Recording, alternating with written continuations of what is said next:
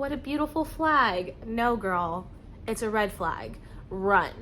Hi friends, welcome back to 70 Pounds of Life. My name is Marissa Dunn, and today we are going into the new year calling you out on your BS. Or maybe you specifically looked for this video because something doesn't feel right in your relationship. Today we're going to be talking about the different signs that you are in a toxic relationship.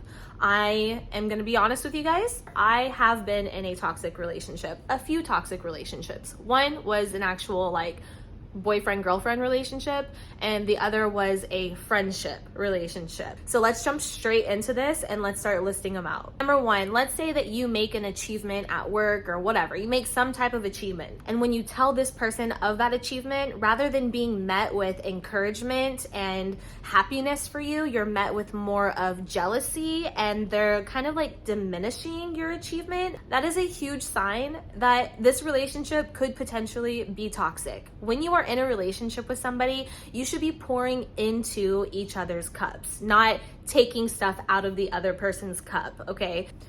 This is something that I have dealt a lot with in past relationships, and I just don't have any stamina or room for it in current or future relationships. If you find that your communication with this person is based around sarcasm rather than respectfulness and love, especially during any type of altercation or an argument with your significant other or this person, if they're being sarcastic with you during that time, that is a huge issue because it should be taken on as a team effort. This is the issue. We are both here fighting against this issue rather than fighting against each other. Me personally, when I'm met with sarcasm, I take offense to it because it's like I'm here trying to be real, honest, and vulnerable and come to a solution with you, and you're meeting me with sarcasm. All right, I need you to open your ears and your heart and your brain for this one, okay? Don't just shut the door to what I'm about to say. If you are staying with somebody for their potential rather than the reality, there's a big issue going on. You cannot, let me repeat this, you cannot change anybody.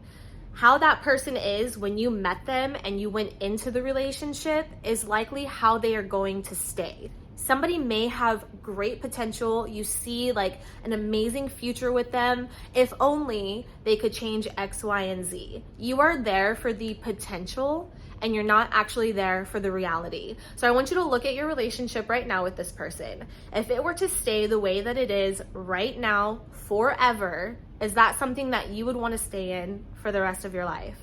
If the answer is no, you have to take those potential goggles off and you have to look at what is actually in front of you. Don't stick around because, oh, but he's gonna change for me or they're gonna stop doing those things. No, if it's happening right now, you cannot expect that person to change. And that is a hard pill to swallow. And I think that the reason that we stay in these relationships for so long is because we hope for that change. You can't stay for hope. Some of you may not want to be alone. You think that being alone is scary, but let me tell you what is even scarier.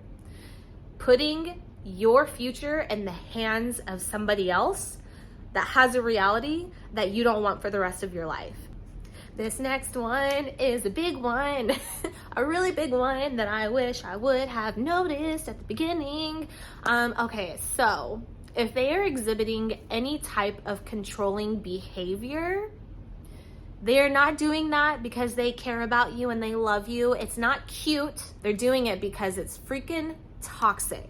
If your person that you're in a relationship with is always needing to know where you are, wanting you to send pictures that is proof that you are where you say you are, then it's not cute. If they're controlling where you go without them, it's not cute. It's toxic. You have to let go and get out of that situation as soon as possible because it's only gonna grow into something bigger and worse in the future.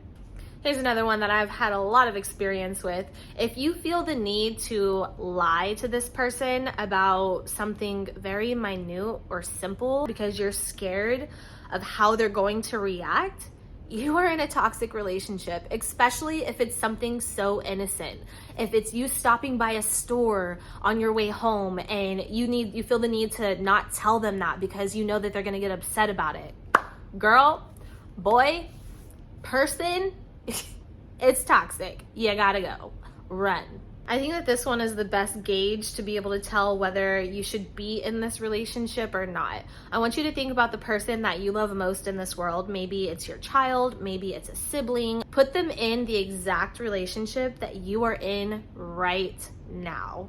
And they ask you if you think that they should be in that situation. What would you tell them? That is the best way to decipher whether you're in a toxic relationship and if you should get out or if you should stay. And I think you know the answer to that. So you just have to be honest with yourself. If you find yourself not spending time with family or friends just to avoid an argument with your significant other, it's most likely toxic. That is the first thing that a narcissist or a potential abuser, and I want to clarify, there is a difference between someone being toxic and somebody being abusive. Yes, they do mix quite often, but one of the first things that an abuser or a narcissist will do is cut you off from the people close to you, because they know that the people close to you are going to be able to sniff out their bullshit and tell you, hey, this is not healthy. This is not good. So this just leads into the second one. If your friends and family are telling you like, this is not a good situation, I don't think this is the best thing for you, you have to take that and you have to at least give it some consideration. Take in your family and close friends' advice and what they're seeing on the outside. Do you ever wake up in the morning and you look at yourself in the mirror and you just realize that you don't even know who you are anymore? You have no inner peace.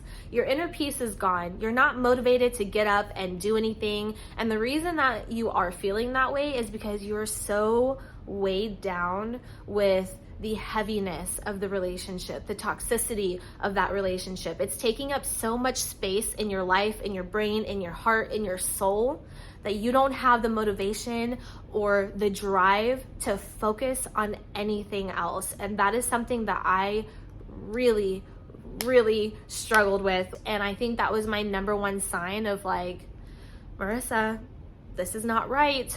This is not right.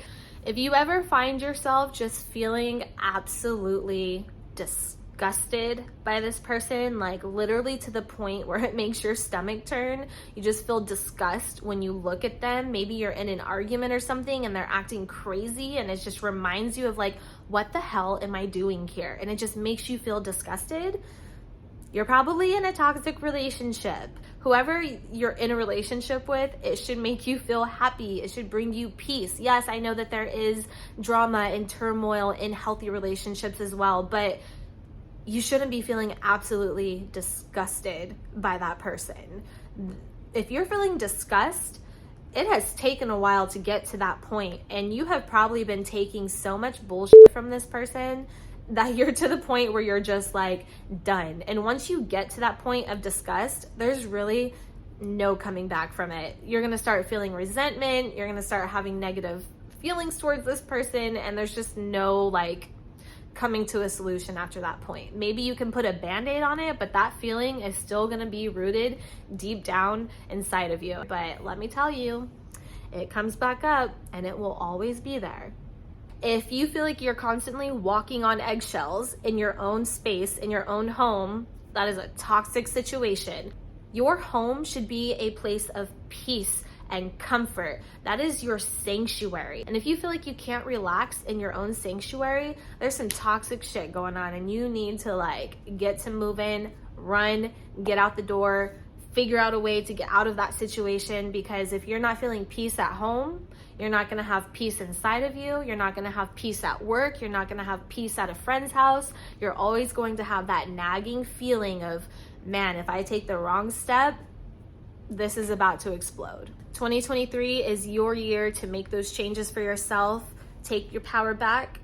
No matter your age, race, gender, anything, you are not stuck. You can get yourself out of any situation. It's gonna be scary, it's gonna be uncomfortable, but change is never comfortable. But you can do it, I promise you. All right, guys, that's all that I have for this video. Make sure you leave me comments down below. Let me know if I missed anything or anything that you have experienced with toxic relationships, and I will talk to you guys next time. Bye, guys.